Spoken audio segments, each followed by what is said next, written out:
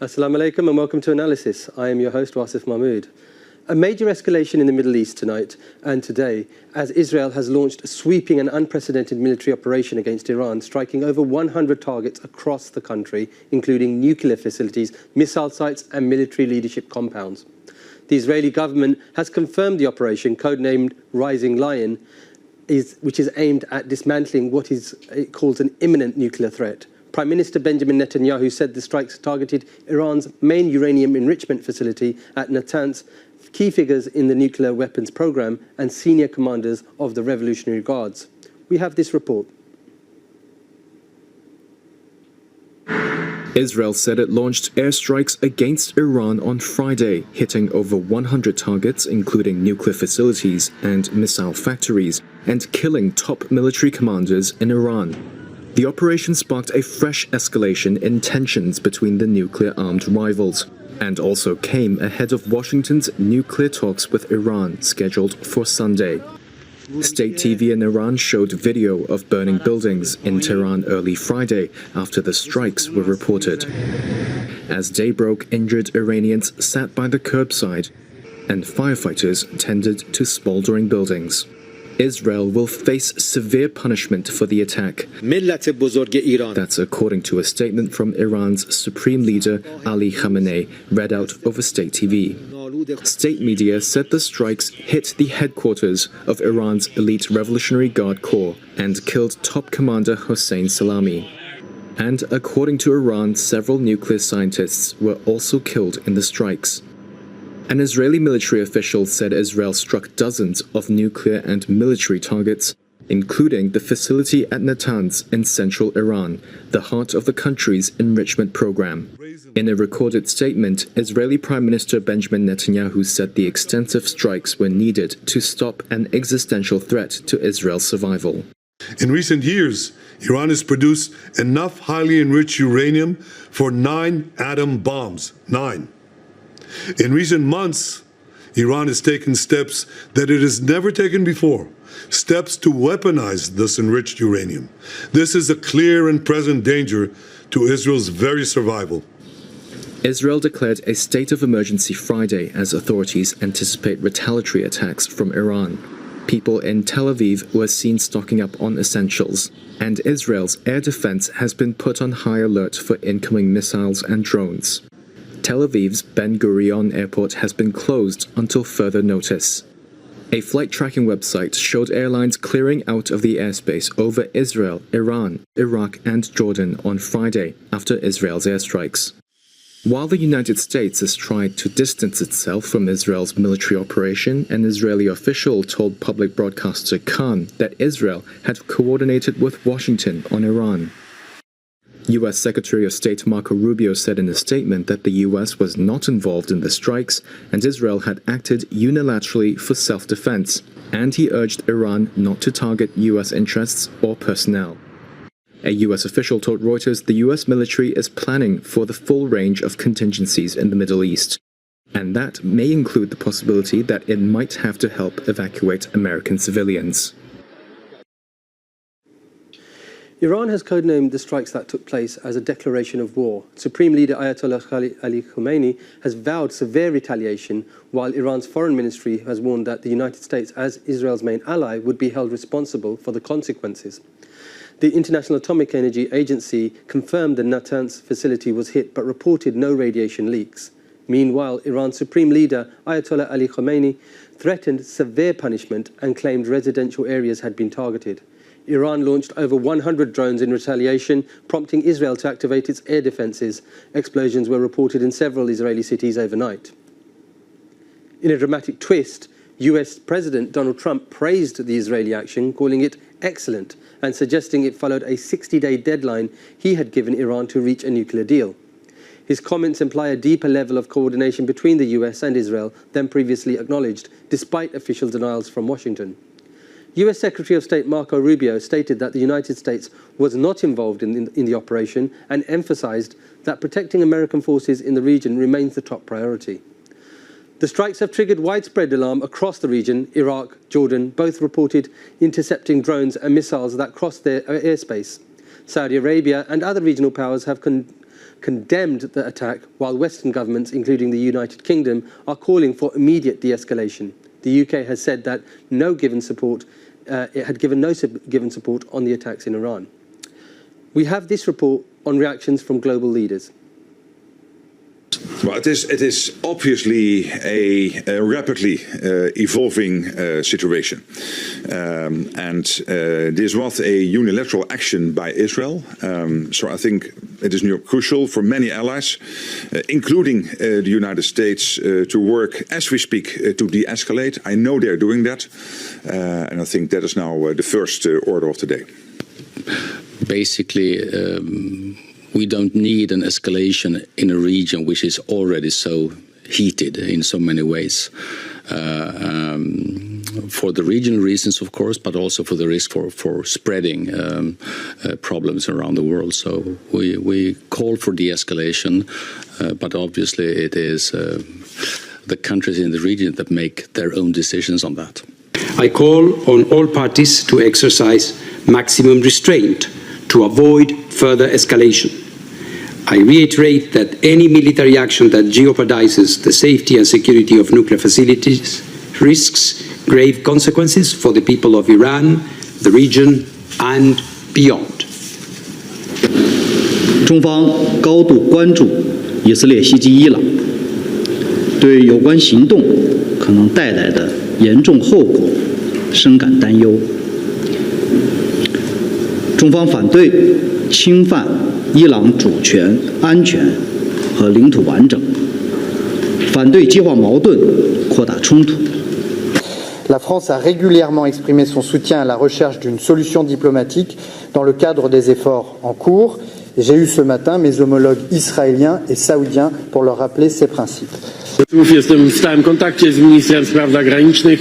Nie ma na razie powodu do obaw o naszych dyplomatów w Teheranie, ale jesteśmy oczywiście przygotowani na każdą ewentualność. Mówię o tej sytuacji w Iranie, żeby jeszcze raz uświadomić Państwu, jak ważne jest inwestowanie myśli, pieniędzy, energii, czasu w polską produkcję zbrojeniową i szerzej w nasze możliwości obronne. Президент Путин в режиме реального времени по линии Министерства обороны, Службы внешней разведки и Министерства иностранных дел получает доклады о происходящих в регионе событиях. Россия обеспокоена и осуждает резкую эскалацию напряженности. По поручению главы государства в самое ближайшее время МИД выпустит развернутое заявление, которое далее будет распространено в Организации Объединенных Наций.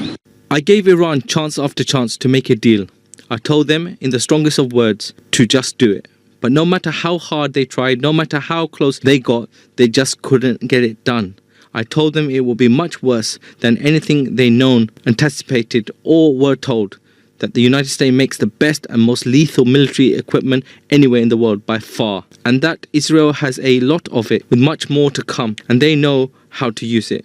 Certain Iranian hardliners spoke bravely, but they didn't know what was about to happen. They're all dead now, and it will only get worse. There has already been great death and destruction, but there is still time to make this slaughter, with the next already planned attacks being even more brutal, come to an end. Iran must make a deal before there is nothing left, and save what was once known as the Iranian Empire. No more death, no more destruction, just do it before it's too late. God bless you all. Further afield, Venezuela's Maduro has also said that this war is immoral and must stop. Let's see what he had to say.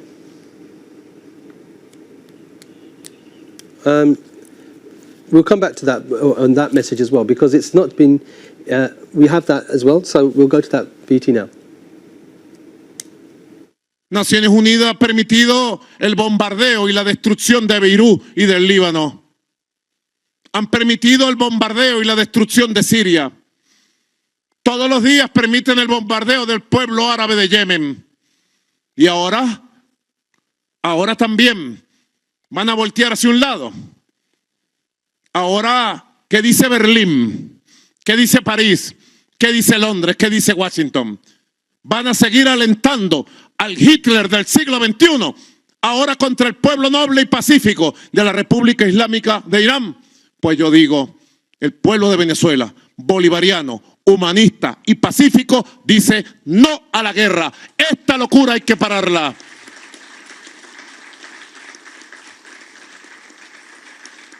Pueblo de Israel, pueblo hermano judío, como cristiano y heredero de Sefardí, les digo, detengan la locura de Benjamín Netanyahu. Solo el pueblo de Israel puede detener esta locura.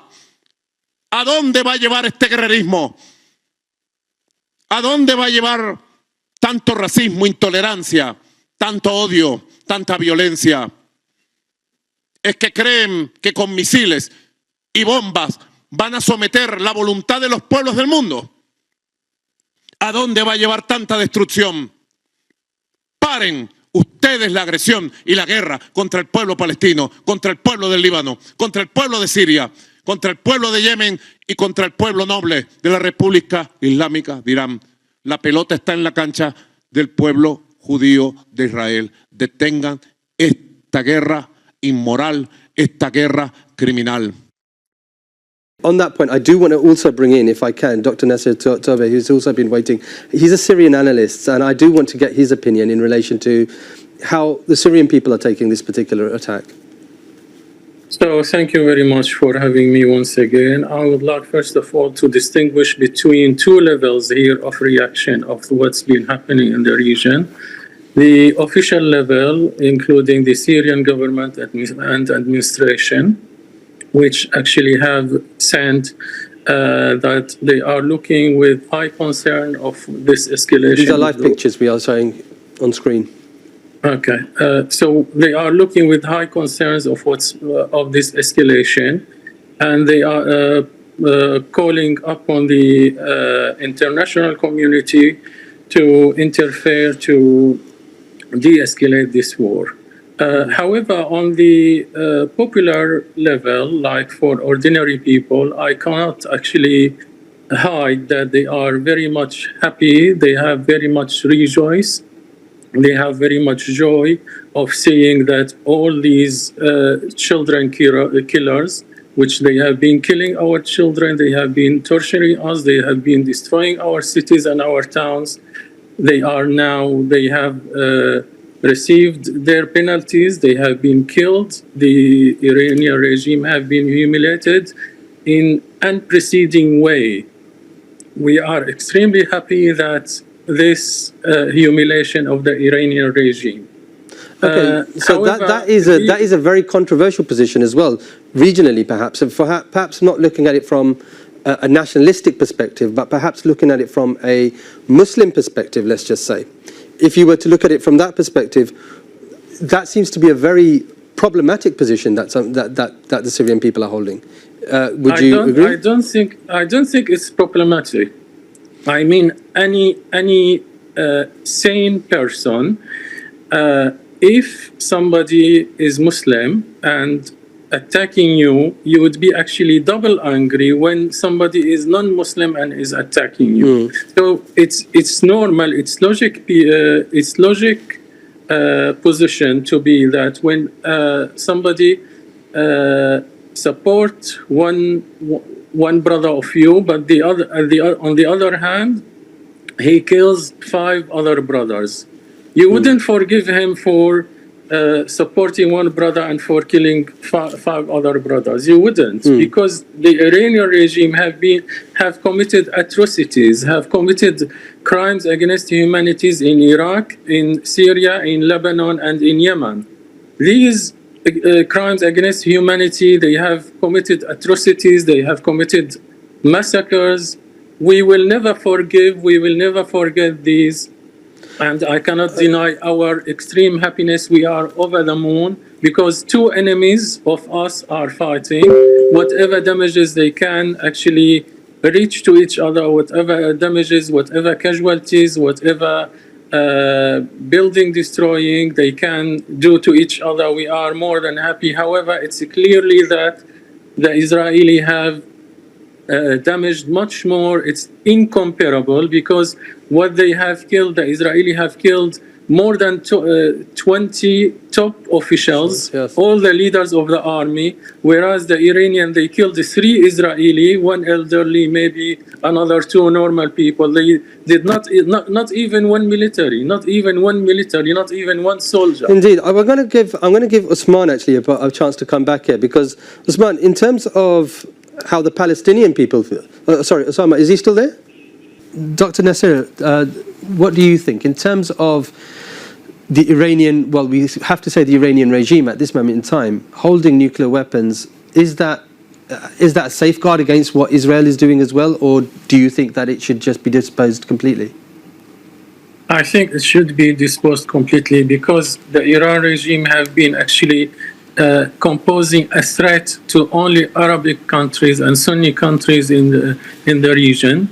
They have never actually composed any threat to Israel, or if any, very minor, I would say 1 in 1,000. And for 1 in this 1,000, Israel doesn't want this very small probability. That's why trying to destroy these nuclear weapons. But can I ask on that point, because in relation to what Osama had said, in terms of are we missing the wood for the trees?